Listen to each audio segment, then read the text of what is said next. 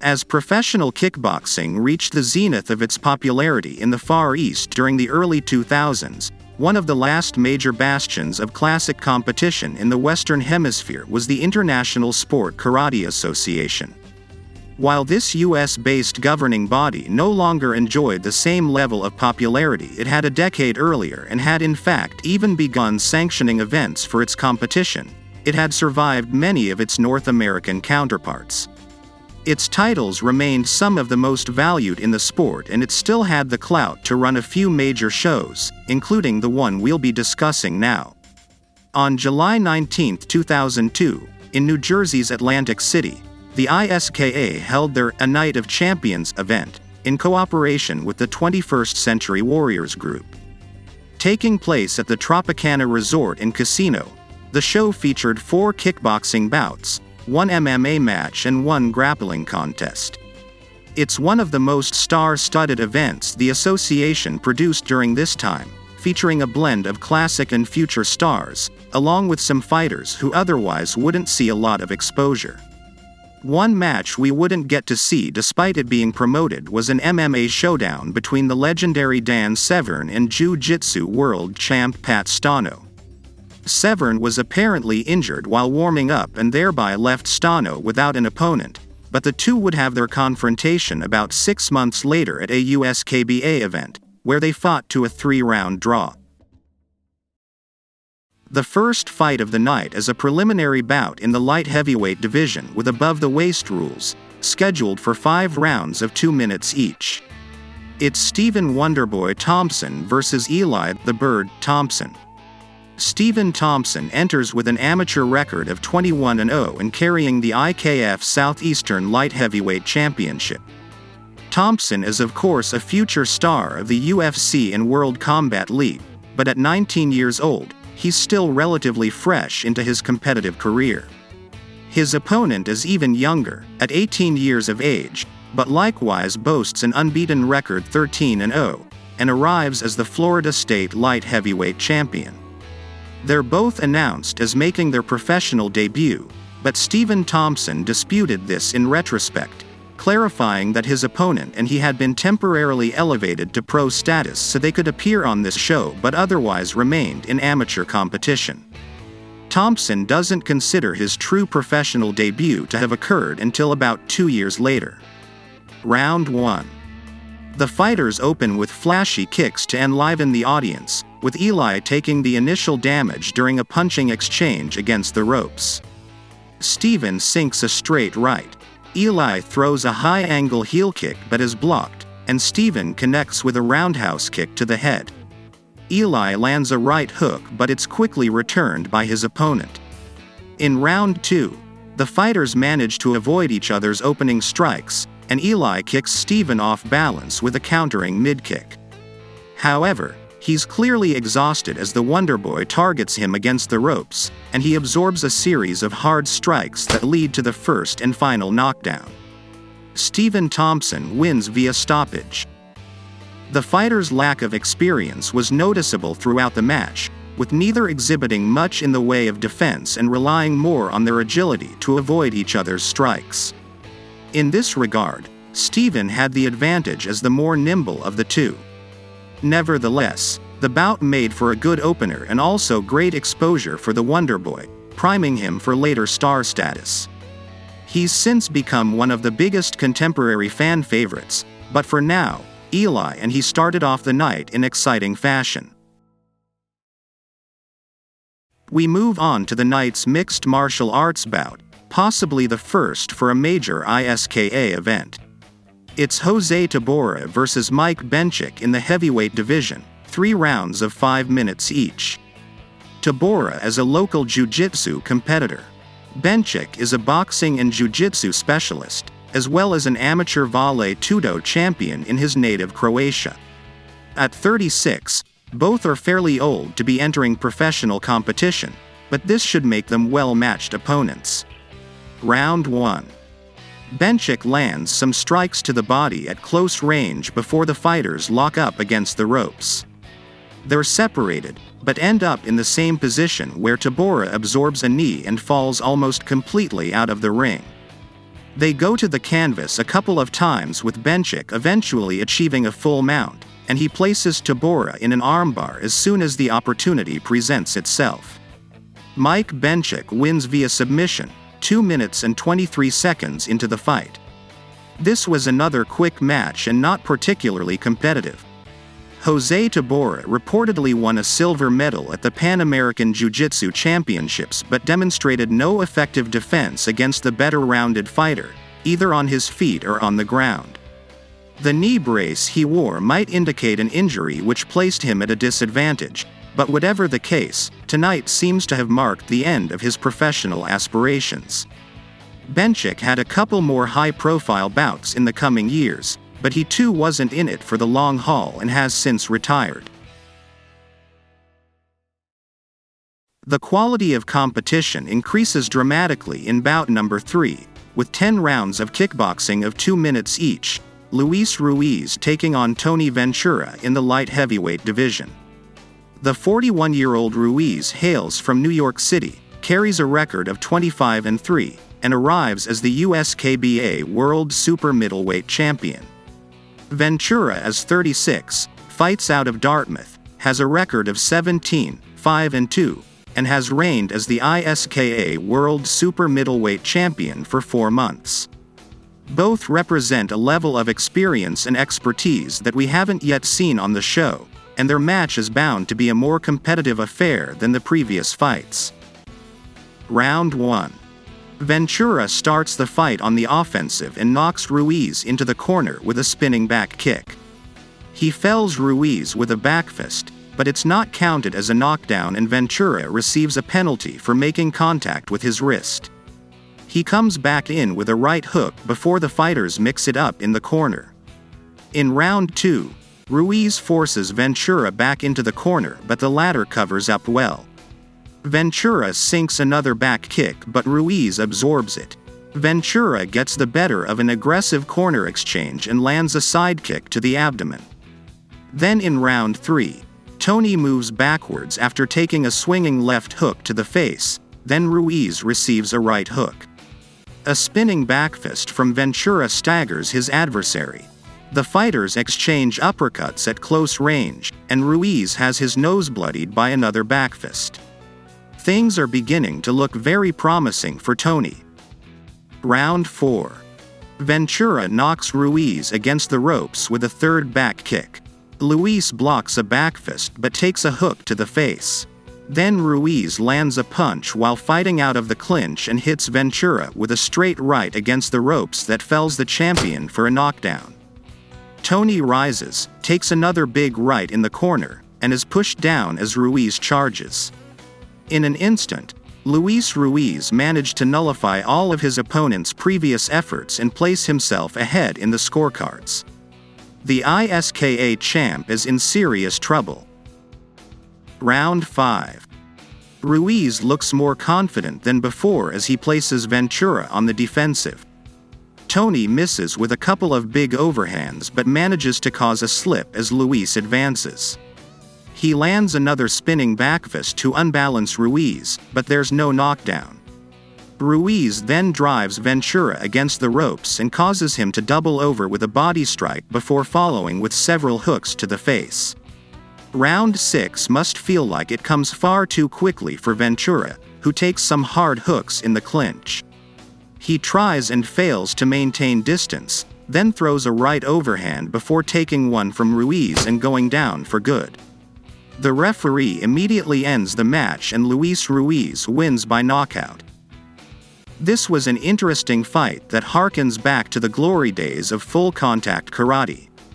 The commentators claim that Luis Ruiz held the advantage throughout the match, but I believe it was more competitive. Tony Ventura was the flashier fighter and managed some impressive hits with his spinning techniques, but in the end it was Ruiz's more tactical and conservative approach that allowed him to wear down his opponent to the point of a knockout. It's a good match by fighters who deserve recognition. With the event halfway over, we move on to the highest stakes of the night, as Kadri challenges Olando Rivera for his ISKA World Light Heavyweight Championship, in 12 rounds of 2 minutes each. Kadri is a young up-and-comer at 20 years old. He's a kung fu stylist who's been terrorizing the New England kickboxing circuit as the Kick World Cruiserweight Champion, and he holds a 25-2 record. His opponent is the decided veteran, Rivera, being a full 16 years older with a record of 33-1. Additionally, Rivera is one of relatively few kickboxers to find success in pro boxing, already being a former WBF International Light Heavyweight Champion. It's a meeting of generations, and we will see whether Kadri's streak can overcome Rivera's dominant position. Round 1. Kadri comes in with punches, but the shorter Rivera ducks out of the way and counters with some body strikes. More counters follow, with Rivera demonstrating his boxing prowess. Kadri throws a flashy jumping roundhouse, then Rivera throws one of his own. He stonewalls a sidekick and applies pressure to his opponent as the round ends. Round 2. Excellent head movement by Rivera opens things up, but the action is paused for Olando to retrieve his mouthguard. Kadri attempts to come forward, but Rivera evades, then darts in. He continues to counter-strike effectively, answering everything his opponent throws at him and landing some hard left hooks to the liver. Kadri connects with a left to Rivera's head before the round ends, but the champion absorbs it. Round 3.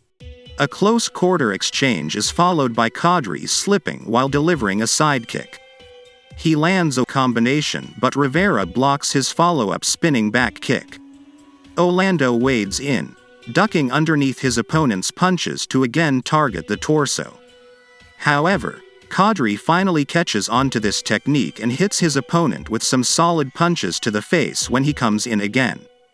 Round 4. The fighters trade kicks, but nothing major lands until they begin throwing punches. With Kadri having become game to Rivera's boxing approach, Olando decides to mix things up by throwing a spinning back fist.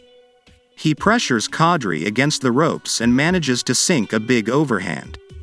In round 5, the evasive Rivera lands a multi-level combination with his back to the ropes before pounding Kadri's abdomen. Kadir sinks a left hook, only to be rocked with counter strikes. Kadri attempts to keep Rivera at a distance in round 6, but the more experienced fighter keeps finding ways to land solid straights. Kadri takes several hard strikes against the ropes and a right hook to the head as he backs out of a clinch. With the match now halfway over, neither fighter looks ready to quit, but Olando Rivera has effectively wrested back the advantage after losing it in rounds 3 and 4. The more mature boxer is building steam while his younger opponent attempts to regain some leverage. Rivera has all but negated Kadri's size and reach advantage, and continual attacks on the inside have built up points for the champion. Round 7. Kadri partially connects with a front kick to the chest and Rivera zaps him with a straight right. Olando may finally be growing winded, as he resorts to holding in the clinch on a few occasions. A jumping roundhouse from Kadri is blocked, but Kadir manages to connect with a countering hook. Rivera retaliates with repeated jabs to the face. Round 8. Olando sinks a countering straight to the abdomen. Kadri avoids a big hook against the ropes and lands a good counter of his own. Both his opponent and he miss with spinning back fists, but Rivera pressures with more liver shots. He ducks another back fist and strikes the torso again. His evasive magic continues into round 9. Kadri has slowed down, largely reduced to throwing single strikes, and he catches a hard combo when his opponent advances. No major strikes land for the rest of the round, but Rivera keeps wearing Kadri down in the midsection. Round 10. Kadir catches Olando with a mid-kick as Rivera spins around, but even when Kadri forces Rivera against the ropes, the champion's defense holds tight. Olando misses a back fist but keeps on spinning to deliver a roundhouse kick. Kadri sinks a hard left in the clinch that excites the crowd, but Rivera absorbs it gracefully. The two fighters come in simultaneously, then Kadri scores with a 1-2 combo to the face, followed by another hard left to the head. With only 2 rounds left, Kadri is finding strength in desperation and rebounding with his second wind. Round 11. Rivera finds himself in trouble as Kadri bullies inward, throwing bunches of punches in the corner and against the ropes. Nevertheless, Olando remains on the move, maneuvering around Kadir and hitting at his trunk whenever he can. He manages to sink a countering right that knocks Kadri's head backwards. As the final round approaches, the level of action has reached a crescendo, with the boxers fighting harder and faster than they have throughout most of the match. Kadri has had an impressive last few intervals but is doubtlessly trailing in points, and he's now facing his final opportunity for a knockout. Olando Rivera is sitting comfortably in the scorecards but isn't safe from his opponent's power punches. These last 2 minutes could be decisive. Olando's the first to press forward and the fighters throw punches in the corner. Kadri gets in Rivera's face as Olando pushes inside, but Rivera retaliates with hooks and a straight right. Kadir sinks a spinning back kick to the midsection and Rivera replies with a straight to the face. Both fighters box at close range, throwing strike after strike at each other's heads, and Rivera slips right before the bell rings. The fight is over. The verdict goes to the judges, who deliver a unanimous decision in favor of Olando Rivera, who retains his title. Kadri's winning streak is broken, but he may have earned a moral victory by going the distance with a fighter as talented as Rivera. Olando's technique and strategy saw him through, but there were instances of his experience working against him, as he seemed to underestimate Kadir and took some damage that he otherwise wouldn't have needed to. Experience and toughness made up for moments of overconfidence. Rivera and Kadri would fight again 6 months later, their rematch ending in a much closer split decision but nevertheless seeing Rivera victorious again. Kadri competed for at least a couple more years afterwards and fought Thompson in the latter's true professional bout. Rivera was active until at least 2006, during which time he secured a pro boxing record of 15-6-2 and became the IBC America's light heavyweight champion.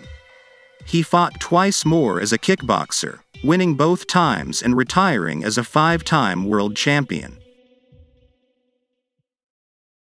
It's time for the semi-main event, and another potential first for an ISKA show. It's Royler Gracie versus Henry Matamoros in a submission grappling match in the super welterweight division, 3 rounds of 5 minutes each.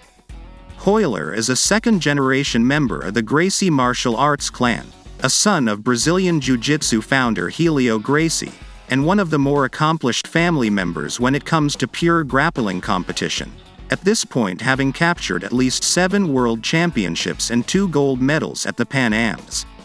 Henry Matamoros is also a student of Gracie Jiu-Jitsu via Master Pedro Sauer. While he's no stranger to straight grappling, his professional career has been more in the way of MMA, being a multi-time champion of the Hook and Shoot and Iron Heart Crown promotions.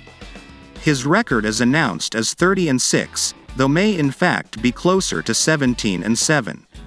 Experience is overwhelmingly in Gracie's favor, but Matamoros is considerably younger and has a lot to prove. With striking completely omitted from the rules, the fighters can only win through their grappling expertise. Round 1. After going to the mat, Gracie reverses a mount attempt by Matamoros before being heaved over Henry's shoulder. Matamoros lets him regain his feet, but the fighters are horizontal again within moments. Matamoros attempts an armbar and then a keylock from the half guard, but it comes to nothing. In contrast to his opponent, Gracie is working towards a favorable position instead of immediately hunting for a submission, and he finds it in a back mount. Matamoros starts off relaxed, but Gracie achieves a rear naked choke as Henry grabs for his arm. He locks in under his opponent's chin and Matamoros has no choice but to tap out. Royler Gracie wins via submission after 3 minutes and 13 seconds. This was a short, one-sided but still exciting contest. Gracie's expertise shone through at every moment, to the point that even someone as well-trained as Henry Matamoros was a relatively easy opponent. Matamoros resumed his MMA career and retired after 2008, while Gracie competed professionally to some degree until 2011. He currently teaches jiu-jitsu in San Diego. We've arrived at the night's main event, an old-school match bound to appeal to fans of vintage kickboxing. It's Don Wilson versus Eddie Butcher, 10 rounds of 2 minutes each in the light heavyweight division. The story of the fight is the ongoing comeback of the 47-year-old Wilson, one of the most celebrated fighters of all time, who returned to the ring in 1999 following 8 years in Hollywood. Despite having largely picked up where he left off and securing a couple of titles, there's some contention regarding the quality of this comeback, at least in comparison to the Dragon's heyday. He didn't fight at all in 2001, and although he defeated 2 solid opponents in the 2 years prior, a promised dream match between him and fellow legend Rick Rufus never came to fruition. Additionally, he's already vacated his IKF World Cruiserweight Championship in favor of dropping down in weight. None of this necessarily speaks against him, but it hasn't been quite the bombastic return that some fans demanded. That said, tonight's encounter is in itself something of a dream match. Eddie Butcher is a third-generation fighter who rose to prominence just as Wilson was leaving the sport, and now having established himself, he's poised for a contest that would have seemed impossible just a few years ago. Butcher has been world champion at least 4 times, having held the FFKA World Light Middleweight title, among others. He's 4 years younger than Wilson and comes in with a record of 44-4. Not quite Don's record of 71-5-2, but he has more than enough experience to pose a danger to his celebrated opponent. Additionally, Butcher arrived for the fight at least 8 pounds over the weight limit, and while this led to a financial penalty, it might very well give him an advantage in the fight itself. Round 1. The fighters begin in a traditional side stance, which is common for Wilson but less so for Butcher. Eddie is the first to close the distance with fists and lands several hard hooks. Wilson is unbalanced as he tries to retaliate, Butcher giving him very little room to maneuver. A hard left jab from Butcher connects, but Don lands a countering hook of his own. Round 2. Wilson lands a jab, then Butcher throws a jumping mid-kick. More punches from Eddie put Don on the defensive. Good evasive action in round 3 lets Wilson avoid Butcher's swinging hooks, and he blocks a roundhouse kick with his shin, but he's off balance again before long and takes some punches before being pushed into the corner. In round 4, Butcher nearly connects with another jumping round kick and Wilson again finds himself back on the defensive. He loses his balance on a sidekick and takes a jab, but manages to land a countering sidekick to Butcher's abdomen before the bell rings. Round 5. Butcher drives Wilson against the ropes with kicks, but Don eventually connects with a sidekick to the face. Butcher continually circles his opponent, searching for an effective angle, but eventually chooses to strike only when Wilson advances. By now he's gained some respect for his opponent, no longer taking the fight to Don and instead continuing to circle him. With the fight halfway over, we've seen some gradual but interesting developments. Eddie Butcher claimed the early advantage and accumulated a good number of hits, while Don Wilson struggled with balance and timing. However, hopes for an early knockout evaporated as Wilson found his footing. Don's accuracy improved while he displayed no signs of fatigue or injury, and even though this isn't the Dragon at his absolute best, we're nevertheless seeing the same stamina, tenacity and toughness that he's possessed throughout his career. Clearly, both fighters are in for the long haul tonight. Round 6. More dueling sidekicks open things up. Now Don's the one pressing Eddie, forcing him towards the ropes. He lands a jab, but then barely blocks a reverse spinning roundhouse. Wilson tries to fight inwards but is a little too apprehensive to make any headway. He knocks Eddie off balance with a sidekick in round 7, but Butcher otherwise maintains his defense. Wilson avoids a 3-punch combination, then takes a hook to the head while ducking down. Both fighters land simultaneous punches, and Don is able to follow up with a jab. Butcher is on the defensive again but lands some jabs of his own before the bell. Round 8. Butcher pushes Wilson around the ring but takes a countering punch for his effort. Wilson takes his turn in coming forward, picking away with more jabs but even managing an overhand at close range. The Dragons finally started coming into his own, any apprehension he may have previously suffered having disappeared. Round 9. Don sinks a right straight that slows Eddie down, following up with jabs. Butcher is off target after throwing a lightning combination but manages to avoid retaliation. Wilson now attempts to limit his opponent's movement by stepping laterally and keeping Butcher against the ropes and in the corner. A back-spinning crescent kick from Eddie is blocked, and at one point he holds out his arms to keep Wilson at a distance. As the 10th and final round nears, it's difficult to say with certainty who leads in the scorecards, though we can at least say that Don Wilson is in a better position to win this fight than he was when the first bell sounded. Eddie Butcher can't be counted out, but he definitely seems to have grown fatigued while his opponent grew stronger, thereby placing him in a compromised position for the final 2 minutes. Round 10. Don inadvertently lands a low blow, but Eddie recovers promptly and retaliates with an aggressive combo. Wilson sinks a right overhand but kills his own momentum with a slip while trying to follow up. A couple of left jabs from Don connect as the fighters circle. Wilson further lands a few big strikes, then the 2 definitive ones that send Eddie Butcher to the mat for the first and final knockdown.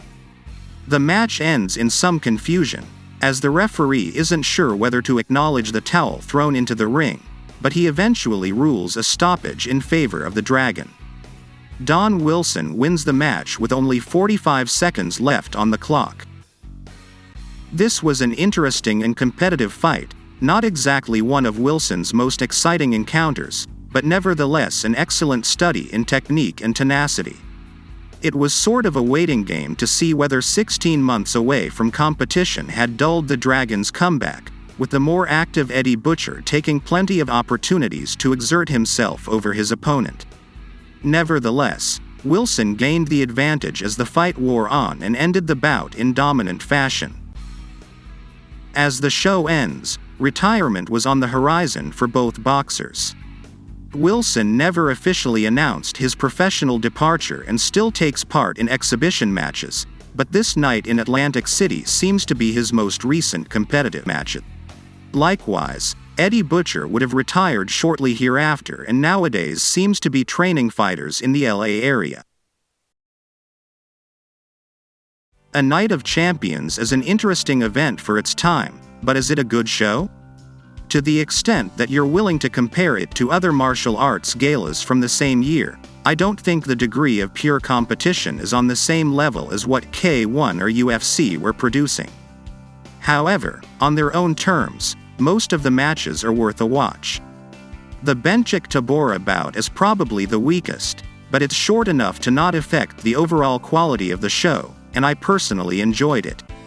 It's interesting to see high-profile above-the-rules kickboxing at a time when the world was neck-deep in Japanese rules, and I think this event runs the gambit from fast and explosive matches to slower and more technical ones. This isn't the best show you'll find from the ISKA, even during this period, but full-contact fans would do well to at least watch the matches featuring boxers you're interested in.